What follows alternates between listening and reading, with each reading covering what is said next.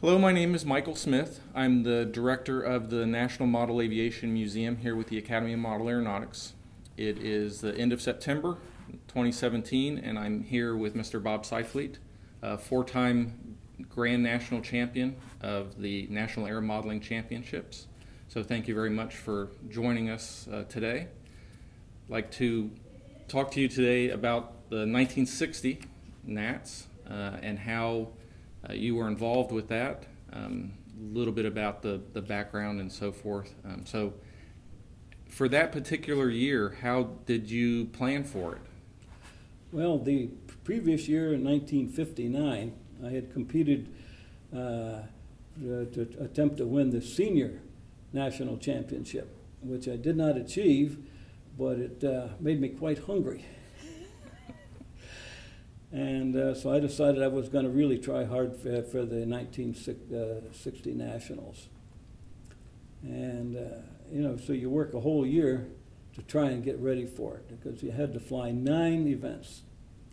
The way the competition schedule for that is set up is 2 gas-free flight events, 2 non-gas-free flight events, 2 control line events, and 3 out of any of the categories of your choice. So I can't remember exactly what I prepared to fly in, but it was half a gas-free flight, A gas-free flight, B gas-free flight, Mova Hill rubber, Wakefield rubber, indoor hand launch glider, and probably A1 glider that I can remember that I flew. And for control line, I flew half A speed and control line aerobatics. So I had a lot of those models to start with, but I just worked really hard for that year to get ready for the Dallas Nationals. So some of those models you already had from previous years? Right, yeah. So I just updated things and tried to have, all the events working well. Now, where were you living then in 1960? I was in Toledo, Ohio. Okay. So it was an undertaking to go down to Dallas for that year's NATS. Right, yeah. So, I had a huge box that was on a car-top carrier to take all these models in. And the control line stunt model was in the back seat, and all the rest of the models were in the box on top. And my brother and I went together, and a neighbor of mine also who didn't fly models, but he was interested in what I was doing, and I figured I needed all the help I could get. So we drove from Toledo to Dallas, and that took 2.5 days. With some sightseeing along the way. And a lot of people flew the NATS back then. I stopped at a gas station somewhere down in the middle of Missouri someplace, and started having the tank filled, and out from the inside the gas station came Larry Miller from Cleveland, Ohio, who was traveling to the NATS also, who I knew. So he actually would run into competitors during the trip. This was not uncommon. Of course, you see a car full of airplanes, you knew what it was for. So you ended up you would end up with a caravan almost of people well, as you were. We stayed together, yeah, for a day and a half to get to Dallas. And the weather was really hot down there. Now, had you pre-registered for the NATS? Oh yeah, you pre-register, and you commit to the events that you're going to fly and all that type of thing. You had to declare the championship events ahead of time. Okay. And then once you got down there, was there a single main hotel? Were there multiple hotels that everybody was staying at? Well, back then, which was the Navy NATS, of folklore, you stayed in the barracks. They had barracks, and so we stayed in those. And so a lot of the competitors, stayed in motels or stuff too. But the barracks were cheap, and you ate in the mess hall, so it was all a good time, and it didn't cost a lot of money. Mm-hmm. Now, were any of the other amenities of the base available for the contestants? I don't recall. I suspect that the movie theater was available, but that's I what I think was most wondering. of the rest of the stuff, I think, was not available for the contestants. Mm-hmm. So when you did get there and got everything set up and whatnot, how did you prepare during the time to get ready for the flying? I mean, was there stuff you were involved in terms of your airplanes testing flights? Well, generally particularly with free flight back then, you had to do a lot of test flying. You had to make sure the models were still working the way they did at home. And so primarily the evening before an event, after you had dinner, you would go out and make some test flights. And almost always had to do that to make sure everything was working well. Mm-hmm. Now, on the first day of the events, do you remember what the schedule was for your flying? I don't remember the schedule at all anymore because everything was going on at one time. Yeah, because it was much compacted, not anything close to the Nats where it's almost an entire month now. You were looking at just a few days. Well, 7 days. It started out on Monday and it ran clear through Sunday. That's the way the Nats ran at that time. Mm-hmm. So it was, and of course you knew the schedule ahead of time, so you planned what you were going to fly what days, because you could only get away with maybe 2 events or 3 a day tops, because there just wasn't enough time to do it.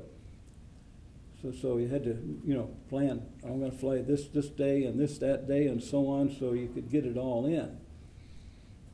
Now, how did you do in each one of the different events? Well, if I recall, half a free flight, I got 2nd place.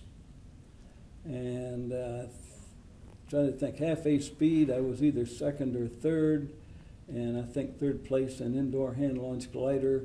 But some of the rest of the events, I don't think I come in the first 3, mm-hmm. but placed high anyway, because it was all done by your flight time score. So you could be 4th or 5th place, but still have maybe 95% of the high time. And that's how it was judged. It was the high time divided into your time, and it was points. So you picked events that you knew you could do well with, even if you wouldn't win it. Right. So it's kind of the game that you played. Now, was there anything in particular that year? I know you said it was really hot. Are there any particular events or any particular memories that you have of that Nats itself? Well, the water hazards. On one side of the base, where the runways ran out into kind of a lake-like thing, and when the wind come from the west toward the east, any long flight, and your airplane was in the drink. And the Navy had guys out there in boats picking them up. Oh, goodness. In free flight, and I had a couple of them land in the water. So that, made it more difficult to compete in those events. And then the half-a day, I flew, I maxed out and I made the unlimited 4th flight, and the model went off to the west, and there was a stream on the west side. And it just barely cleared the stream, but you couldn't get to the airplane. So I had to go off the base and drive about 5 miles way around and found our way in to the other side to get my airplane. So a serious scavenger hunt. Yeah, absolutely, yeah. So, that's a few things I remember, but it was just beastly hot. It was so hot it was almost unbearable. Now, how did in terms of the control line events, how did you do with those? Well, in half-a speed, I got 3rd, and aerobatics, I didn't place high in it, but I had a good score. And the reason I chose control line aerobatics, which I had flown for a number of years and kind of liked it, was the fact that the winning scores would only be 590 or 600 points, but you could place 20th and have 560 or 570 points. Well, that's like 96%. So and it's easy to do. All you do is make your flight, and so it was a good event for the high point. Whereas in free flight, if you make a real bad flight, you could be down to maybe 70% score. So you had to pick events that you knew that you could score well with without even winning them. Right. Do you remember what airplanes in particular you flew?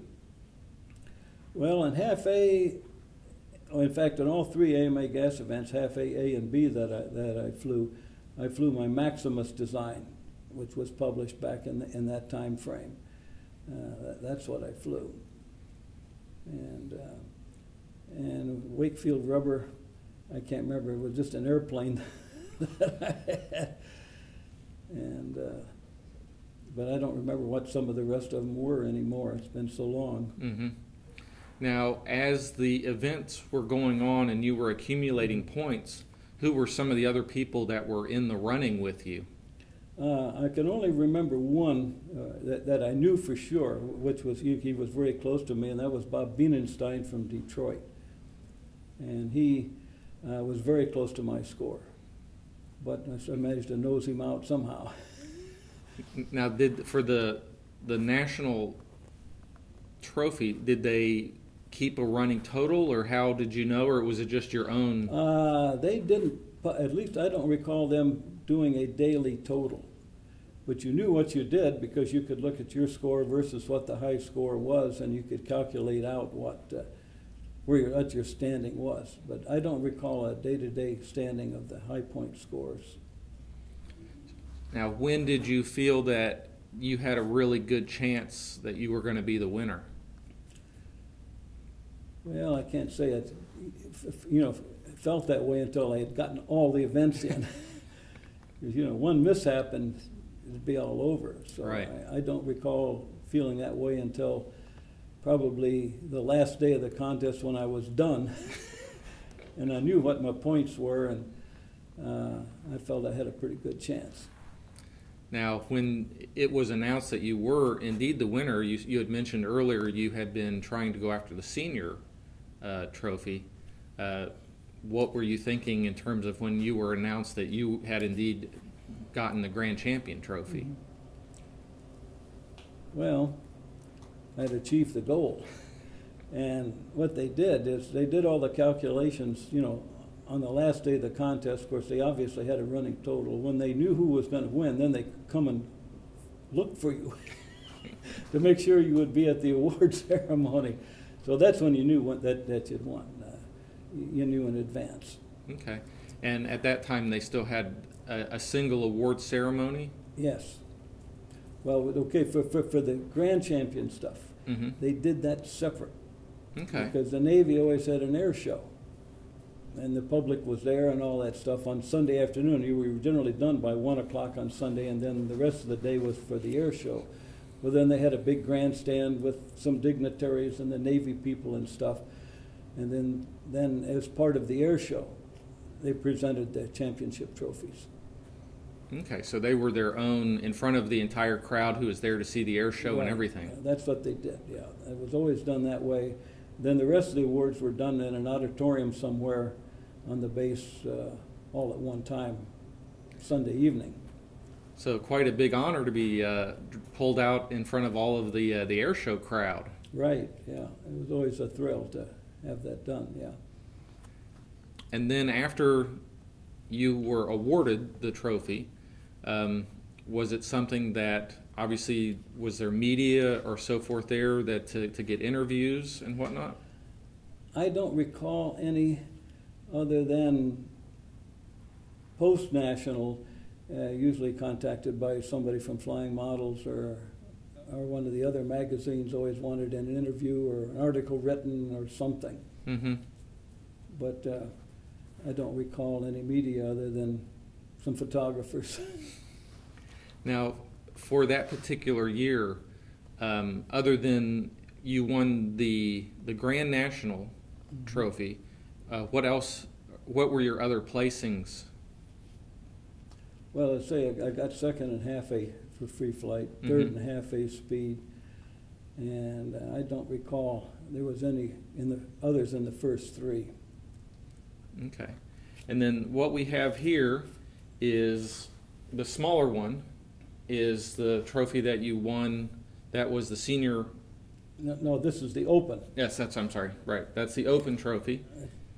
The Open champion, because they had 3 age categories: junior, senior, and Open. Mm-hmm. And then whoever had the highest point score won the Grand Championship. Okay. And then the one behind it is obviously the Grand Champion trophy. Right. Yes. And then once the event was done and you drove home, what was the reception back when you got home? Well, my parents were pretty happy that I had done well. because I wasn't happy the year before. And in terms of, was there any newspaper or anything, stories in your hometown then? I don't recall. There might have been something in the Toledo Scale Company news, maybe, because my father worked for them, and I had in the past worked for the Toledo Scale Company. There might have been a little blurb in that, but I don't have any record of it. Mm-hmm. Was there anything else that you can think of in terms of your memories of that particular year's contest? Well, I think the only thing is I've never forgiven the guy that beat me in half A. I didn't like his airplane. Oh, goodness. In terms of the design, or yeah, what? It was in terms of the design. It was an unusual aircraft, and he won fair and square, but I've never liked it. So it's always just kind of stuck with you that one didn't quite work for you. It didn't quite work out, but it's okay anyway. Well, thank you very much for talking to us about these fantastic trophies and that 1960 Nats. Thank you. You're welcome.